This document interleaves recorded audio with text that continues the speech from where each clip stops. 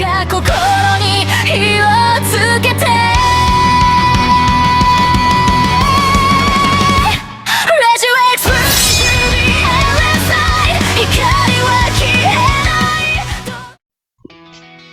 everyone, at ako nga pala ulit si Regix.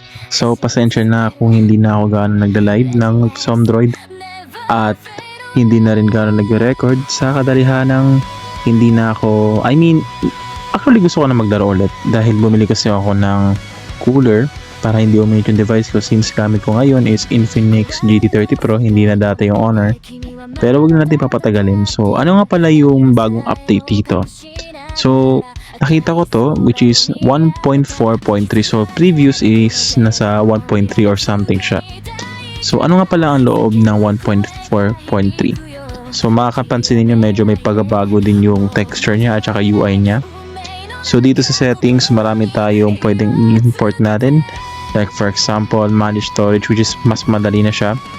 At for optimization, so karamihan sa inyo na more on may mga problema sa mga graphics or kailangan yung i-optimize kahit sa mga entry level, mostly dito sa optimization, i-install na lang kayo mismo ng mga mods doon na galing doon sa nirecommend ko dati na video. Then i-simplify nyo na lang dito lahat ng mga files para makapag-download na rin kayo at makapaglaro ng Project Zomboid. Pero mostly nasa build 41 pa lang yung mga ganito. For example, build 41 is nasa build 41 lang siya mostly. And texture optimize pwede nyo siya gamitin sa build 42. Pero by this sa TikTok natin is mag-live din ako ng build 42 if ever kakayanin. So dito sa JVM arguments, so most likely for example may mga 4GB RAM lang ang device ninyo, pwede nyo siyang i-copy dito, then ilagay nyo lang dito sa settings. Sa advanced, ang inyong mga components kung gamit yung device is 4GB RAMs, i-paste nyo lang dito para na maayos ang inyong game. Then depende kung nasa inyo guys kung i-copy nyo yung mga JVM arguments, which is means import mismo without any having issues regarding sa mga paglalaro. Next naman, let's say delete natin tong ating instances. One of the example lang to guys ha. So example na ito, let's say magkaroon tayo ng instances. So sa instances natin, let's say present. So dito may papansin kayo, build 41, build 42.12 at saka build 42. So gagamitin natin yung build 42.12 or something pataas. Let's say build 42. So be check the text, Zing ZFA render has been set, but Zing support on Mali GPU virus. If the game doesn't start, try to activate our angle built-in graphical blah blah blah in the developer options. So most likely, i-click ko yung built-in app drivers. Depende na yan kung ano mas depends ninyo guys. So ganun din, same naman din, katulad dati, mag-add tayo ng native libraries, tapos game files. Pero sa atin, since demonstration siya kung paano siya ilagay natin ng Project Zomboid, let's say project. Para natin mahirapan, i-search lang natin yung parang letter P. sorry, letter P pala. Let's say, Bombman tayo guys, the Project Zomboid. So ganun lang din, files lang siya, wag nyo i-extract. Manually i-click nyo lang siya dito. Then automatically, ang kinagandahan dito guys, kapag mag-i-extract kayo, for example, let's say may file kayo na build 41, lahat dito is isa-set na siya automatically. Hindi mo na kailangan magmano-mano, iset mo to ng ganito. Yung mga katulad dati na previous videos, hindi na kayo mismo mahirapan dito guys. Parang hindi na kayo magsa-struggle regarding doon sa paggawa ng, let's say, mga any kind of instances na files mismo pala. Sa native library, kailangan nyo pa rin manual dyan.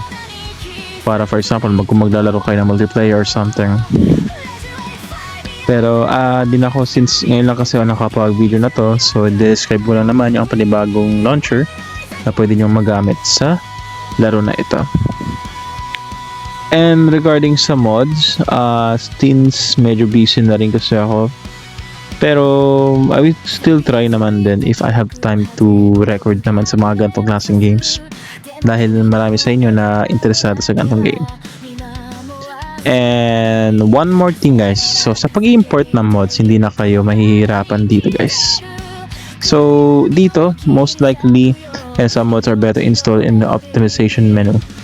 So dito sa import mods, so di na kayo mismo mahihirapan like yung katulad dati na ginagawa ko, na yung parang pupunta pa kayo dito sa manage storage, sa files, pupunta pa kayo dito ng ganyan-ganyan or something, pupunta pa sa instances. Di ba medyo hassle din yun guys. Pero dito sa panibago natin na import mods, i-search nyo na lang by simplified click the folder, then hanapin nyo na lang yung mga files mismo. For example, let's say hanap tayo ng mga one of the best example of let's say build 41. Ayun, for example, i-click nyo na lang yan, tapos import, automatically meron na agad yun. And import something, mod with fix. All install, di ba mas madali na siya kaysa sa dati. So, wag na natin papatagalin kasi maglalaro naman din tayo. Sa optimization, titingnan natin. Ayan, yung mga ikaganina sinabi ko. If ever may ma-experience kayong lag or something, just simplified click lang for optimization. Check na natin to guys. If gumagana ba without using any kind of supplements, something done.